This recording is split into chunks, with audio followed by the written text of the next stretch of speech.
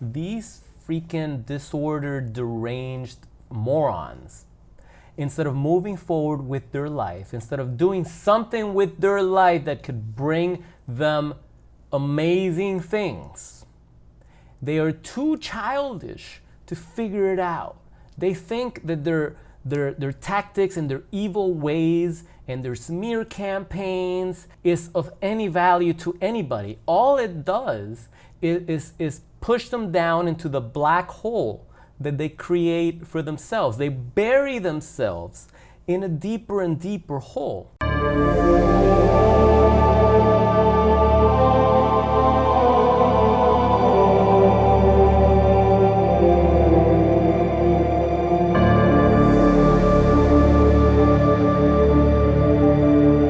Yo, what's up guys? Welcome back to Psychopath Exposure. My name is Kita, and today we're going to be talking about imbecile, psychopath narcissists that act like children, are very immature, jealous, malignant, deranged, tormented, buffoons, and the list goes on and on and on that I failed to mention, highly manipulative.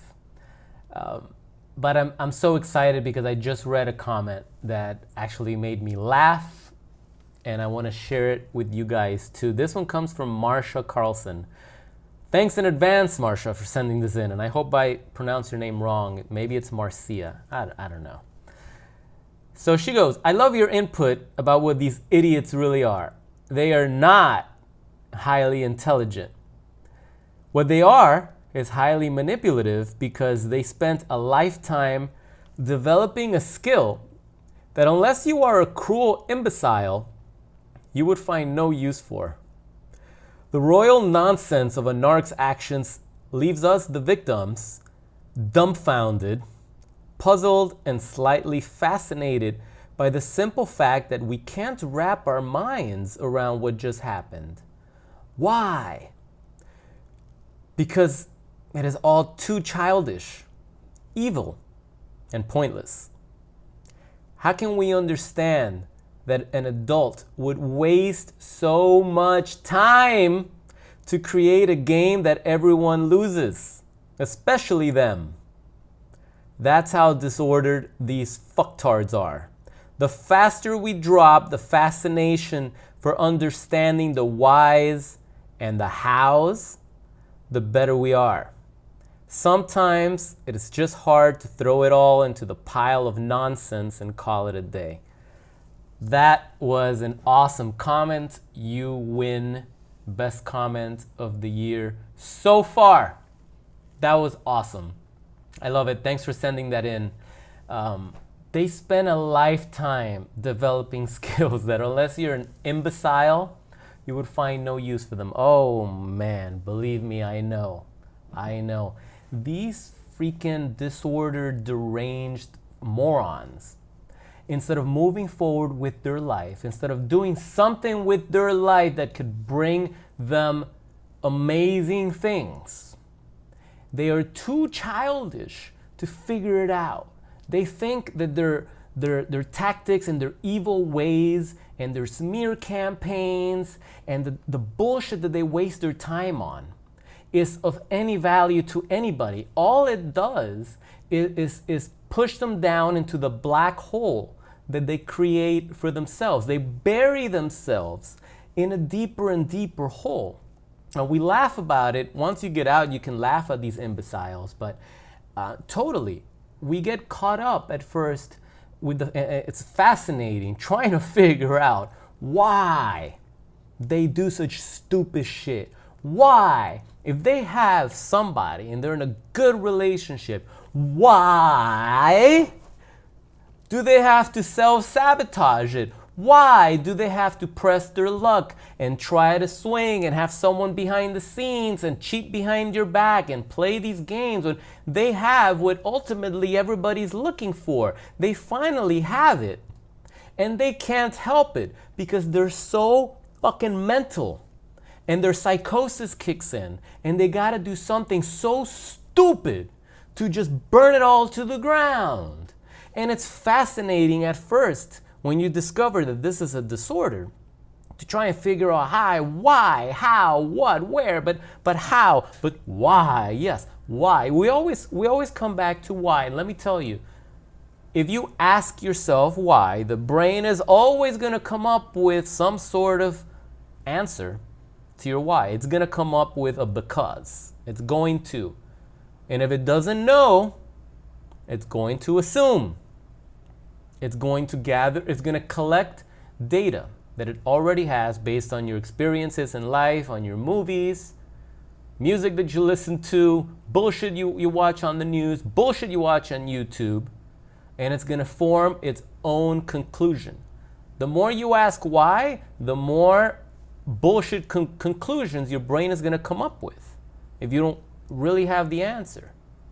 It's just what we do. Oh, well, this happened. Oh, it's probably because of this. Right? Oh, they're probably doing that. You don't have no fucking proof. And you're like, oh, that's exactly what's happening. That's why the media is what it is. They can just put out whatever they want and they don't have a clue, but they're going to speculate, right? Because it's fun. You know, I speculate about shit and we can dive deep and we talk about it, right? Isn't that what people do when they have conversations and you go into detail? Oh, this is probably what's going on. This, you know, but there's a difference between that when it's still healthy. When it starts getting unhealthy, it's when you're in this brain fuckery because you've dealt with a psychopath. A psychopath is somebody. Okay, I'm not going to explain what a psychopath is, the medical psychological term right here. What I'm trying to say is that you talk to somebody like this. You talk to somebody that's mentally mental, and you can tell that whatever you're saying makes absolutely, it's not registering with them, okay? They see things in a totally different way, like if they're from another planet, all right? It's like talking to a schizophrenic, and you're talking to them, and they're talking back to you, and they see you, they're seeing you, and to them, you look like a giant lizard. And no matter what you say, they are convinced that you're one giant lizard. When we all know, if we're talking about psychopaths and narcissists here, the chameleons are them. But, yeah, it gets very fascinating until you wake up and you realize that none of this figuring out is helping you move forward. It's all a big waste of time. It really is. Once you stumble upon the information, you realize, oh, it's a personality disorder, and this is what it is, and it has all these patterns?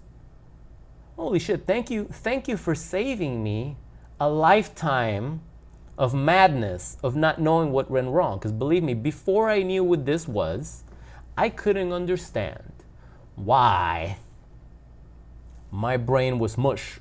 I couldn't understand why. I would be like, I don't have a broken heart. I'm not brokenhearted, but my mind feels tormented. Why can't I get over this? This is beyond something I've ever experienced. What the hell? I felt like my soul had been stolen from me. Once I got the answers, once I had my first conversation with my mentor, everything made sense. And from that moment on, I was like, let's go. I'm on board. This is what they are? Okay. And I started reading, I started searching, I started educating myself. Right? Oh, this makes sense, this makes sense, this makes sense. But it got to a point that I was like, okay, right? I'm not gonna get a 4-year degree on this shit. Right? That's not what I'm interested in doing. What I'm interested in doing is learning more about neuroplasticity. I'm learning about things that I can do to move forward, things to get better, right? That's what I became ultimately more interested in and more invested in, right? Because believe me, you can go down that narcissistic rabbit hole all you want, and you know what happens? It just re-triggers you over and over and over again. It just re-triggers, right? Now here's the caveat for, with that for you guys that feel hopeless. If what you're going through is bad, if you think what you're going through is bad enough, you have no idea what these low-life scumbags are going through. The shit that they got in their head 24/7 is 100 times worse than your worst rumination, all right? There's a reason why these predators do the things that they do. There's a reason why they always feel unfulfilled. There's a reason why they always feel paranoid. There's a reason why they become obsessive and compulsive. There's a reason why they can't let shit go. There's a reason why they have to self-sabotage. There's a lot of reasons. There's a lot of shit going in there. All you guys are going through is like, fuck, my loving, trusting partner betrayed me. And that's enough for a normal person to shut down, because that's the closest person to you besides your parents and your children, right? That was your partner, and they betrayed you. It's the ultimate betrayal. But we can work through that, and life goes on and things get better. But the psychopath, the deranged monster, those people may do something temporarily to make their situation better, but their psychosis, remember, they're a mental case. Their psychosis is gonna kick in, right? And they're gonna go and fuck shit up. They're gonna meet the woman or the man of their dreams, right? They're gonna be spared, right? They're gonna be spared of all harm, of anything evil that they've ever done, and they have one more chance. When that psychosis kicks in, they're gonna fuck it up. That's why it leaves the victim in a state of turmoil, where it's like, but I thought we had it all. I thought we were happy. I thought we were actually that happy couple that doesn't have to post everything on Instagram, right? We don't have to pretend that we're a happy couple. We just don't give a fuck about social media, and we're actually enjoying our life, and things are good, and there's honesty, and we don't fight, and wow, everything's just great. And you have 4 or 5, 6 years of bliss. I've worked with some people on my coaching program that they tell me, Kita, I had like 5 or 6 years. This is the mother of my child. It was just perfect. Intimacy was great. Communication was great. Everything was great. And from one day to the next, some shit changed. And the cheating started. And it started with some low-hanging fruit asshole. Right? It started with some piece of shit. You're baffled. You're like, with that? And it's like, really? I had one survivor told me that the psychopath told him it wasn't that the guy was better than you. Is that I needed something. I needed a thrill. I needed something to feel alive, and the sneaking around behind your back gave me that. Now, you know how fucked up that sounds, right? And the thing is that was probably the only time she told the truth. That was probably the only time she told the truth after the cheating and the discard, right? They need something. Could be anything to feel alive. They need some sort of thrill, and they're able to block out any type of guilt, remorse, feeling any type of empathy. They're watching you suffer. They're able to shut it off. They're just able to shut it off just like that. It's like, okay, I'm just going to do this. Oh, whatever happens, happens. Oh, I'm not going to think about it. And they'll just go and they'll do it. And if you give them a hard time, then they blame shift. They put all the blame on you. They yell at you. They storm out. They throw a tantrum. They scare you. They hurt you. You're like, what the fuck? You're the one that fucked up. How does this, what? It leaves you in that state of mind that you just can't figure it out.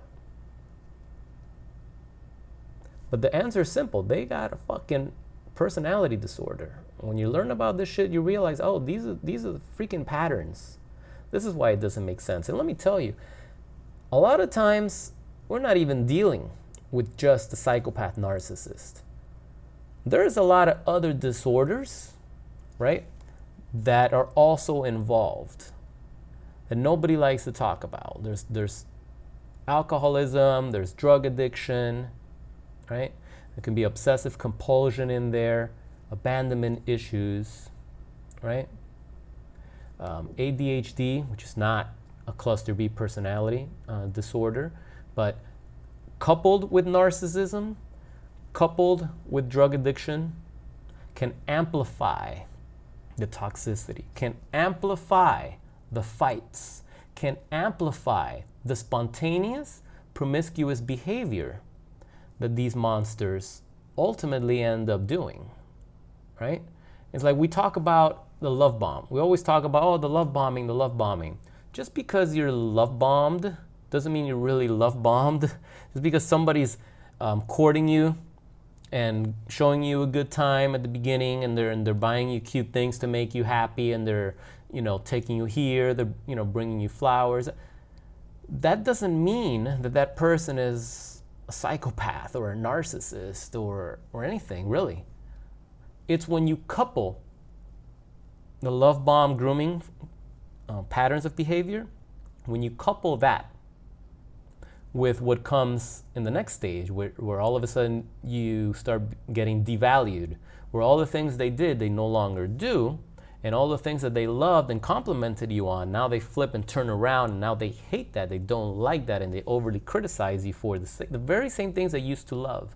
Now they love the opposite, which makes you look at yourself and you're like, oh shit, I'm not pretty enough, like, and you start wondering, and then you see that they're hanging out with somebody, one of their new friends happens to have all those traits that they love. Like they'll tell you straight up, oh, I love, you know, they'll tell you that they like men with green eyes, for example, and you have dark eyes. But there was a time that they loved dark eyes, right?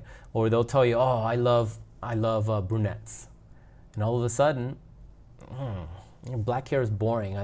I wish you were blonde. I like blondes. Like I know I'm like exaggerating, but believe me, some of you guys know exactly what I'm talking about. It can be just as drastic as that. And you're like, well, what the hell? Like, what? Like, that's so superficial. Where's that coming from? So you start coupling the love bombing with what comes next. Now the love bombing stopped. Now you're getting devalued.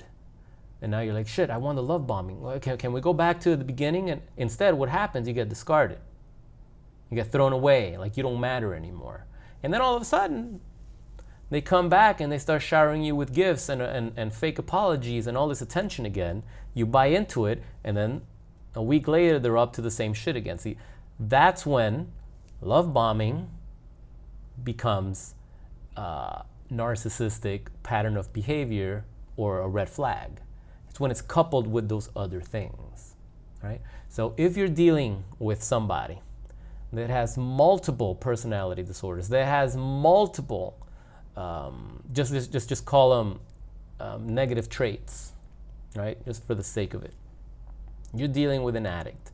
You're dealing with someone with anger issues. You're dealing with somebody, a serial cheater. Because someone asked me in a comment the other day, are all cheaters narcissists? No. But you're dealing with someone that is doing all these other things, and on top of that, they're cheating on you with multiple people. Does it matter that they're a narcissist? No. What matters is you need to get the fuck out of that relationship. That relationship is over.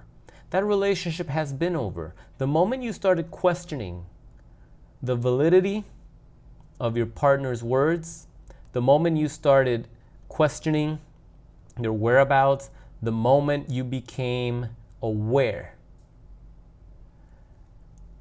that something was uncanny, the minute you started suspecting infidelity, the minute you started suspecting the person that you should trust the most, your safe place, right? The person you confide in, the moment you start questioning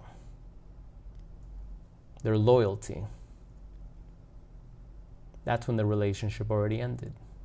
If you're already there, if you have to ask for their phone, hey, let me check your phone, let me see. If you have to be in that constant verifying, that's already done. That's already done. You can't recover from that already. And the problem is that we go through that, we find ourselves in that place, and the brain fog is so heavy. The brain fog is so heavy that we can't do what we need to do. We can't just end it. We can't just accuse them. We're afraid of the truth actually coming out and them telling you, yeah, it's true. And most of the time they're not going to tell you unless they're really cruel. I know it's happened to many of us here. And even when you catch them and you have video evidence, all right, they'll deny it, some will confirm it, and yet most victims of this type of narcissistic abuse, they don't want to face the facts that it's over and now we have to get a divorce, now we have to go through all this hassle. And it's like, it's better to go through that hassle and get it over with than to remain, you know, a lifetime with somebody you can never trust again.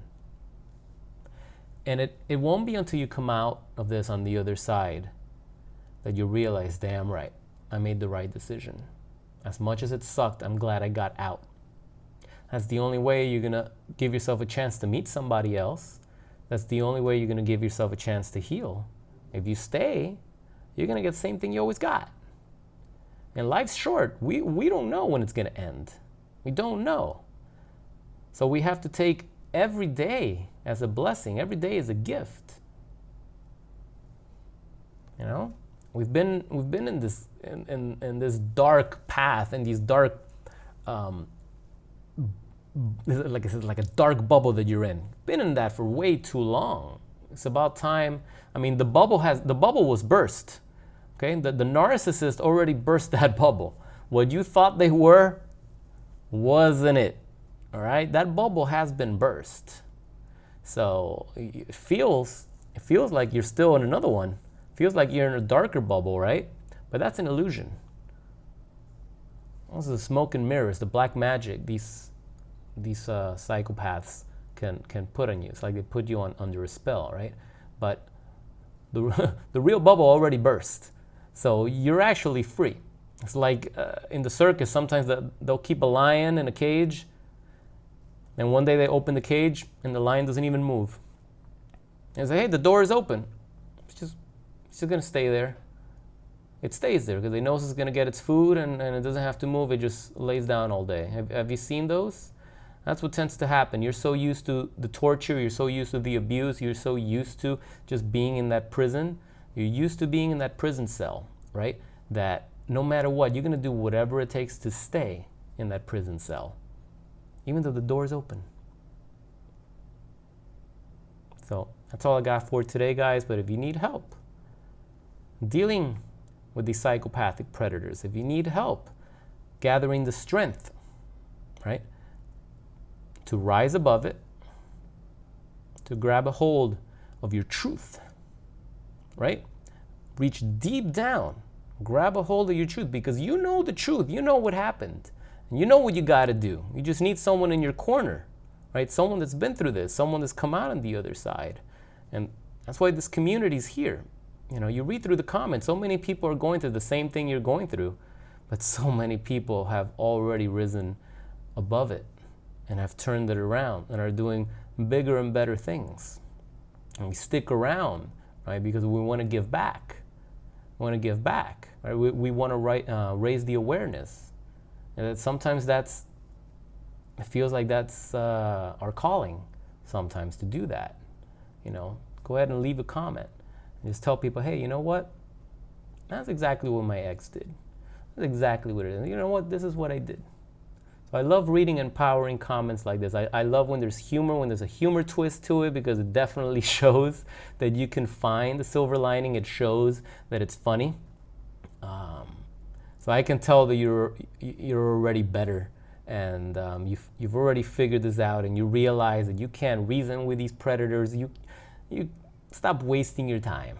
You know, just let them rot in their cell, and you move forward. All right, on to bigger and better things. If you need help with that, I have a coaching program, a private one-on-one coaching program. We work together over Zoom, and I help you guys get over this hump, develop the courage, what we need to do to rise above this nightmare and live a bigger and better life, because that's what we're all here for, right? To enjoy life to the fullest. So thanks again for watching. If you got some value, drop a like on the video, and if this was your first time here in the community, please subscribe and click on the bell icon so that you can get notified when I drop a new video. If you've already been here and you know what I'm going to say, then you can say it along with me. This is Psychopath Exposure. My name is Keita. I'll see you in the next video. Thanks for watching. Take care, guys.